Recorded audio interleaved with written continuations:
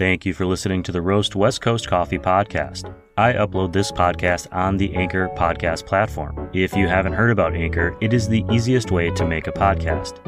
It's free. There are creation tools that allow you to record and edit your podcast right from your phone or computer. Anchor distributes the podcast for me so you can hear it on Spotify or Apple or wherever you are listening. And you can make money from the podcast with no minimum listenership. It's everything that you need to make a podcast in one place. You can download the free Anchor app or go to anchor.fm to get started.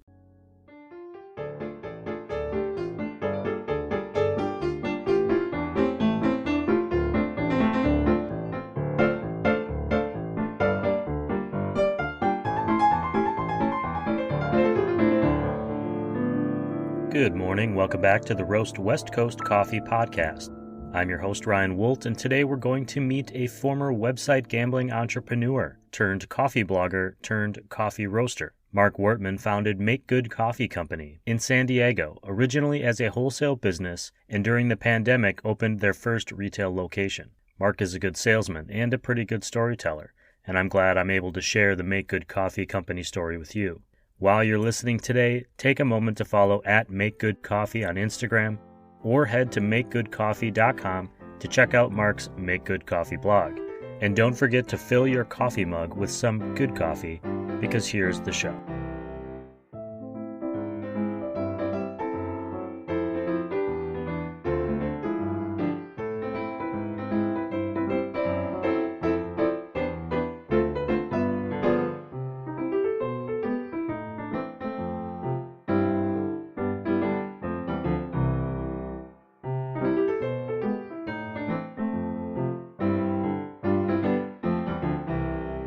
Marc, welcome to the show, to the Roast West Coast podcast. Could you do me a favor and just say your name and what your role is and what your company is, so I've got it on the record here. You've got it, Ryan. My name is Marc Wortman. I am one of the owners and the head roaster of the Make Good Coffee Company in San Diego, California. And I want to get this just on the record before we go too far, which is before you had the roastery, you were a coffee blogger. That's right. The blog was called makegoodcoffee.com. It still exists. It's been around since 2006. I, at one point, considered myself a blogger, and I'm learning that podcaster is the new blogger. That's what I've learned. So I want to get started with just you. Forget about all the stuff you're doing now, but what about you and your coffee experience? Well, was there something that happened or a first experience that made you think, yeah, this is interesting, this is something I want to explore more, that inspired you to start that coffee blog in the first place? Yeah, I wouldn't say that there was any one thing in particular, so much as I've just had coffee and the smell of coffee around me my entire life. My parents were avid coffee drinkers. It was always in the house. It was always around. It wasn't something that I drank as a kid, so it had that mystique to it that one day I'd have a cup myself. I developed a taste for it as a teenager. And after that, I'd say it was really my brother who upgraded my interest in it. He gave me his first drip brewer to take to college, and that was a fixture in my my nightstand.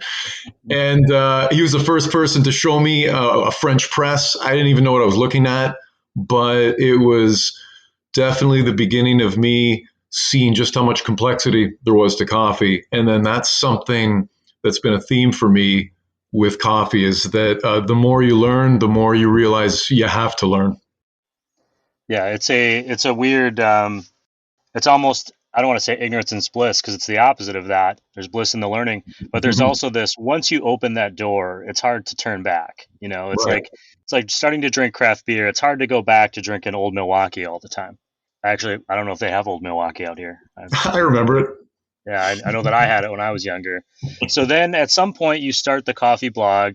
Why start the blog? And then how did going into that, reviewing coffee, learning about coffee, how did it impact your relationship with coffee in the first place? It's a strange story. It's going to sound at first like it doesn't have anything to do with coffee, but bear with me. By the end, it does come back around to the coffee blog. Prior to 2006, for just under 10 years, I ran a website in the online poker space. And this was at a point in time when not all the rules had been written around online gambling, but people were having more and more confidence in giving their credit card information online. So there's a real proliferation of poker play. And I started a website that was meant to be for people to contribute their content. I would go on and I'd say, this is what I love about the game and this is what I really enjoy about it. But I would invite other people to write. And I realized that you could get people contributing content. I didn't have to do all of the writing myself. And it really grew in popularity. For a couple of years, if you went to Google and did a search on just poker, it was the number one website. It grew so much in popularity that it really started to become a business, which wasn't something that I intended at first. And the next thing that happened was they started writing those laws around online gambling, and the things that we were doing to make money were just blocked with legislation. So what does any of this have to do with coffee? I had learned so much about internet marketing, and I'd learned so much about finding a community or helping a community find a place where they could read what I had to say and contribute content of their own. And I thought, what's the other thing in the world that I love that probably won't become illegal for me to get involved in? And it was simple. It was coffee. I thought, I'd love to take everything I learned from that other experience and apply it to this other passion that I have. And that's how makegoodcoffee.com was born. You could get concise, unhyphenated domain names like that back then without paying someone $1,000 for it. And the idea with Make Good Coffee was, here is all the coffee gear I have in my kitchen. Here's what I'm drinking right now. And encouraging other people to provide that same information. I told people just different tips I had for how to make the best cup of coffee at home. Then eventually got into home roasting. And that to me was just fascinating. Like kind of like we were saying earlier, you learn one thing new and you realize just how much more there is. And home roasting became just its own animal for me in terms of getting into it, teaching other people about it. And then finally, I had a job in sales where I was traveling a lot. So wherever I went, I would set up an interview with a local roaster and post those interviews on the blog. And so that's really how Make Good Coffee, it's really how it took on a life of its own. So you're going through, you're doing interviews, you have the blog going. What was the tipping point that made you think, I need to start roasting for myself? It's interesting. Home roasting definitely got me interested. The more I learned about home roasting and the better I felt I was getting at it, the more eager I became to make more than a quarter pound at a time. And I would say one of the really big tipping points for me was the city I was living in at the time. I set up an interview with the largest local roaster in that area. And he's someone who ended up becoming a real mentor to me. His name was Dave Cook, and he had started a company called the Fire Roasted Coffee Company. And what started as an interview with him turned into me just starting to hang out at his shop a lot and really learning a lot about roasting as a craft. That to me was definitely a big turning point. And then I moved from that city to Portland, Oregon. And I thought I want to be a coffee roaster, but I don't think it's going to happen in this city because there's a roaster on almost every block in Portland. I couldn't think of what I would bring to the table that would be unique. And I almost got in chocolate for that reason because I thought, well, I don't think there's anything for me here in coffee. There's already such great coffee from roasters who are already there. And then that changed. I moved to San Diego about 8 years ago. And I think you were in the area at the time. You might remember that there was definitely some good roasters here, but nowhere near the number of roasters that there are now. I felt like 8 years ago, you could tell San Diego was really on the cusp of becoming a great coffee city. And sure enough, my guess is that there are as many as 10 times the number of roasters now as there were 8 years ago. But 8 years ago is really when I made a decision to get into coffee roasting. And 6 years ago is when I opened the roastery as a wholesale business. Was there a point at the beginning where you thought, I've been running this blog and I've been writing reviews and interviewing other people? Was there any fear that getting into it, transitioning into that side, that people would look at you and be like, oh, he's a coffee blogger? Or vice, did you not have that experience? No, I absolutely did. I had a real inferiority complex. And I'd say the main reason for it is that a common theme I found among the roasters I interviewed was that a lot of them came from a food background, whether they had a role, say, in a restaurant, or came up through working in coffee shops, or perhaps maybe a food product manager. And I found that coffee roasters had so much more of a sophisticated sense of taste than I did. It would come out in cuppings that I did with them where I just felt out of my league. Cuppings for anyone, you start off just by deciding whether or not you like the coffee or not. But it was a big step for me to, for instance, to describe a coffee as being nutty, but have the roaster beside me compare it to a specific nut that grows in a country for a few months a year. I'm like, come on, man, I'll never get to that level. So I had a real inferiority complex about it. I felt like if I spent the rest of my life on it, I'll never have as sophisticated a sense of taste as these other roasters do. But it's like anything else. You just study and learn as much as you can. And after a while, you start to realize that you're more of an expert than you thought. Confidence comes with repetition, absolutely. Mm-hmm. I think sometimes that inferiority complex can help propel you to a new height because you are working harder than maybe the next person who doesn't have that, who's already confident in what they do. You launched as a wholesaler, you're offering your coffee to other businesses. I actually believe that we met because you were pitching your coffee for the restaurant that I was running at the time. What made you decide to open the storefront? Well, so the roastery has been open for 6.5 years now.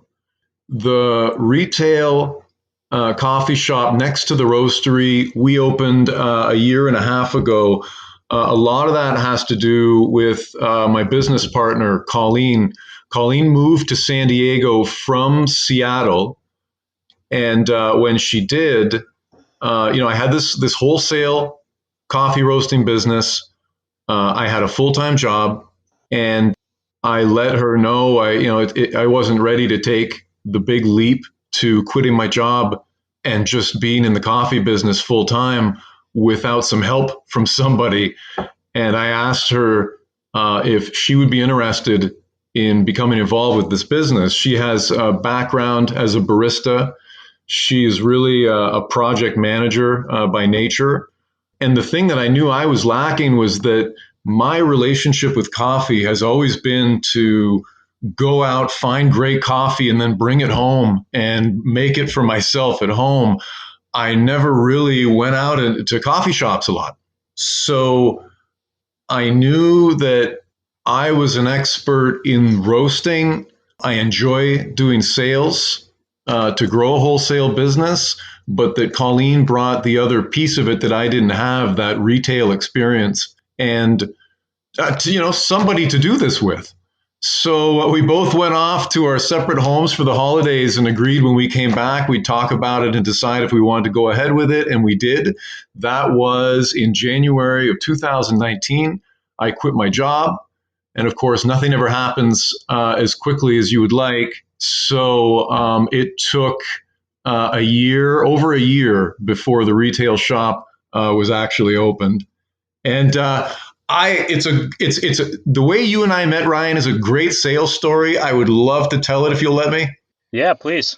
You get, with a wholesale business, you get a lot of your customers through just constant contact. Who's the right person to talk to? What can I put in front of this person that would be appealing to them? And then just being persistent And then every now and then there are accounts where it's not that it fell on your lap, but it's almost a fluke. Colleen and I were out doing sales.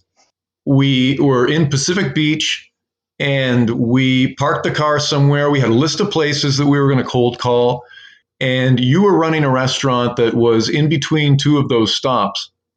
And we walked by that restaurant with no intention of stopping in at the exact same time as you were walking out with an A-frame that was announcing that you guys had just launched a weekend brunch, and I think this was going to be your second week with it.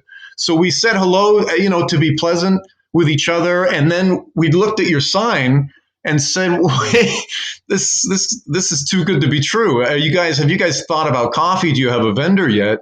And you set up a cupping between us and the two owners of the restaurant, and the rest is history. So it's interesting sometimes in sales where you got to be out on the street and just knocking on doors, and then the way you and I met, it just seems like chance. I still have that business card I think you gave me that day somewhere. The timeline that we're talking about here also means that your storefront has mostly been open during COVID. How has that impacted you guys over the last year? Has that actually, I've heard from some roasters that COVID has been a benefit in some ways because people are buying more beans for home and from the business side, obviously, not the personal side. But I'm wondering how it's impacted you because you have this wholesale business that was established and now you have the new storefront. Right. And not only that, but the wholesale business was running perfectly well, but it obviously takes a big investment to get something like a retail storefront open. So, in some respects, we were all in, opened this shop on March 4th of 2021, and 2020. And exactly 1 week later is when they announced that we were in a pandemic. 1 week after we opened our doors. So all you can do is brainstorm. How can we make the most of this? Those comments you'd heard from other roasters, I agree with it completely. We looked to our grocer customers and thought, how can we get more coffee on their shelves? If people are going to stay at home, they're still going to stock up on groceries. How do we get more coffee on the shelf? Where we found other roasters were not delivering to grocery stores, likely for their own COVID protocol, we didn't hesitate to try to get that shelf space, and did in a lot of cases, so that we started expanding our presence from this. We also put our advertising budget into convincing people near the roastery to come to the roastery to pick up coffee to drink at home. You got to stay at home, but there's no reason to drink mediocre coffee. Here's a nice thing to have while you're staying at home. We didn't know and knew how long this was going to last.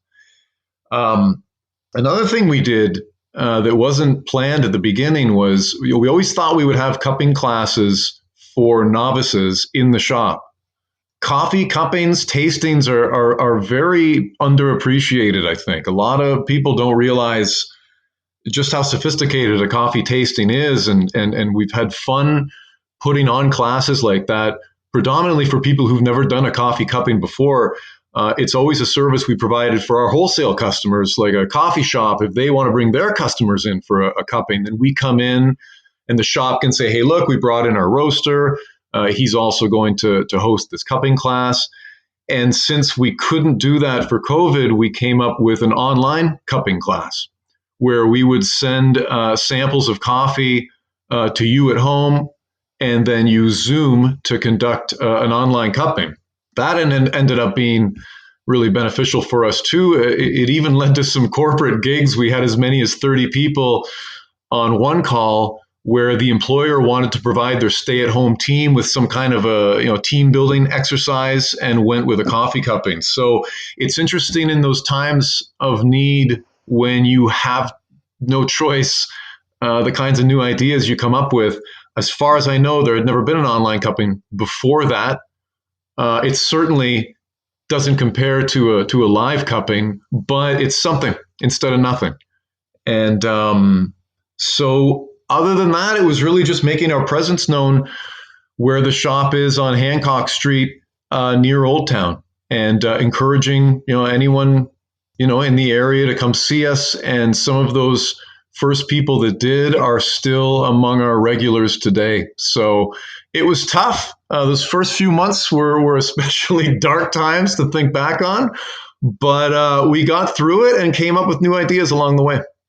Yeah, you adapted, and you just mentioned Hancock Street, which for anyone listening, especially we have a lot of out of town listeners. It's near the airport. It's a perfect spot to stop on your way to and from the airport. Yes, it is. Pick up some coffee.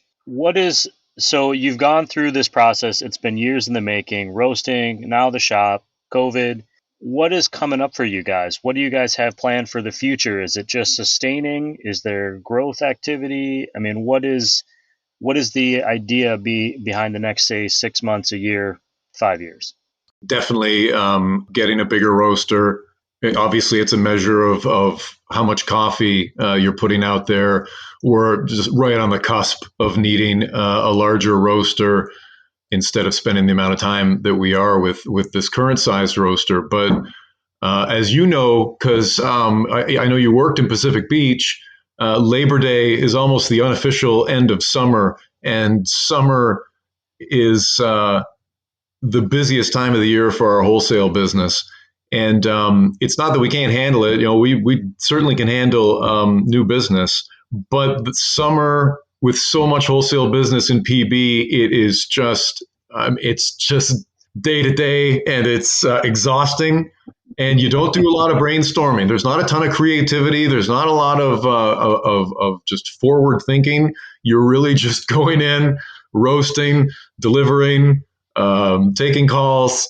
And so, with that behind us, we get to put our minds back to some of the more creative, fun things like just constant shop improvements. Like I said, upgrading a roaster.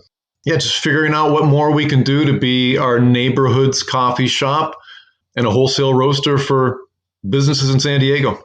Yeah, that end of summer Pacific Beach, Mission Bay area is it's a nutty place to be. And for anyone who's lived in a tourist area or visited one, imagine that being like your everyday for about 2 months.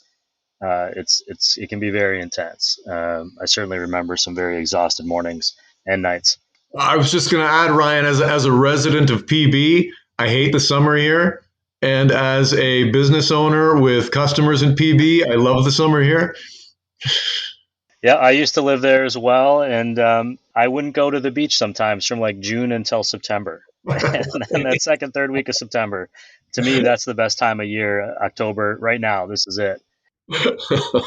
What is something that we didn't cover today that you want people to know about Make Good?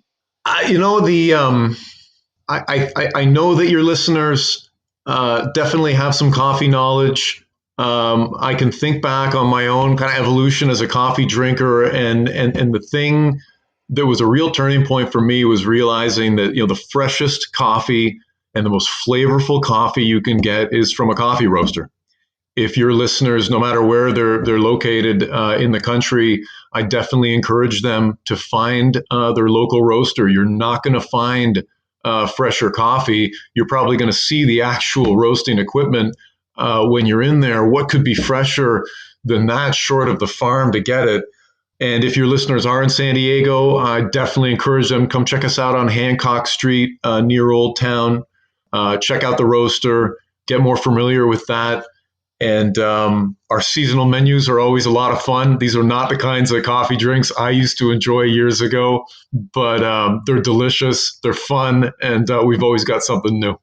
Last question I ask everybody: if you're out and about, you're just getting a coffee for yourself, what is it that you order when you walk into a new coffee roastery? Black coffee.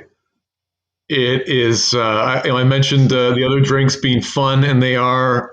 Some of them are absolutely delicious, but for me, I want to taste the coffee. And if I want to taste, where that coffee came from and the way that it was handled from origin to roaster, particularly by the roaster, to me, there's no better way than a cup of black coffee. That might be boring for some people. To me, it's anything but. It always seems to be the go-to answer for every roaster. So the people that I talk to that actually roast, it's always black coffee. And I think it's just because exactly what you just said. You want to find out how that other roaster handled that coffee. Right. And I think in your brain, you're probably you're going backwards, going, okay, well, it tastes like this, so I'm guessing he did this, and I'm guessing it came from here. You can never turn it off. I really appreciate you spending some time with me this morning and being on the show.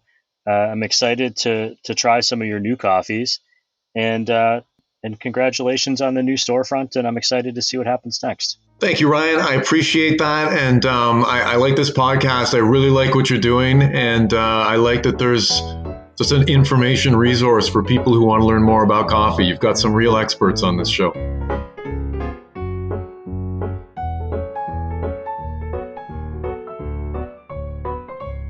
To recap today, podcasting is hard. Sometimes the audio doesn't work right. Sometimes the internet is goofy. But luckily, I have coffee to get me through it. A more interesting take from today's interview with Marc is that he had a coffee mentor, Dave Cook of the Fire Roasted Coffee Company in London, Ontario. Mentorship in coffee is something that everyone seems to want, but not every young roaster finds. That's why I'm so grateful for the guests on this show, and the coffee experts like Siri and Chris, who try to pass what they've learned on to the rest of us. Finally, Make Good Coffee started as a blog. I'll remind you that a blog is like an online journal from olden times, like the early 2000s and 2010s. Podcasters are essentially the bloggers of today. The point is that MakeGoodCoffee.com has a ton of content like directions on how to make cold brew at home, or how to properly clean your brewing equipment. Speaking of coffee content, I also have coffee vocab terms for you today. The first is coffee berry borer. The coffee berry borer is an African pest beetle that burrows into coffee cherries and lays eggs, causing the cherries to rot early and result in major flavor defects. The second is hard bean. Coffee grown at altitudes of 4 to 4,500 feet above sea level produce a slower maturing coffee cherry fruit and a harder, less porous bean due to the lower temperatures and higher altitude. That is all for this episode of the Roast West Coast Coffee Podcast. Thanks to Marc of Make Good Coffee Company for remembering that story of how we met and for coming on the show today. I've got another Coffee Smarter episode coming out on Thursday, but I'm not quite sure which episode it will be yet. I had an episode about climate change planned with Jay Rusky of Fringe Coffee, but we had to reschedule after a wildfire near his farm created evacuation alerts in the area. I bring it up because here on the West Coast, wildfire is a reality that we are now living with year-round instead of seasonally. I encourage you to be wildfire aware and prepared, especially this time of year. This week, I stopped to get coffee at Steady State Coffee, Zumbar Coffee and Tea, and Coffee Cycle. I even had a First Light whiskey on the rocks last night. Those are just 3 of the great industry partners that support this show. I also need to shout out Maria Coffee, Moster Coffee, Leap Coffee, Cafe Laterre. I just interviewed Alden Hazuri of Cafe Laterre for an upcoming episode, Cape Horn Coffee Importers, and Camp Coffee Company. As always, thanks to you for listening and for sharing this show with your friends, and for checking out our roast industry partners. You can find the links to all of those brands on roastwestcoast.com, where you can also subscribe to this newsletter and never miss an episode. Don't forget to get your tickets to the 2020 Coffee Roaster of the Year, Moster Coffee's Mosterland Halloween Experience. Head to mostercoffee.com for details. This episode of the Roast West Coast Coffee Podcast was, and has been written, produced, and recorded by me, Ryan Wolt. I hope this show has found you happy, healthy, and with at least enough sanity to make it through the day. And please, always tip your baristas, and be sure to drink good coffee.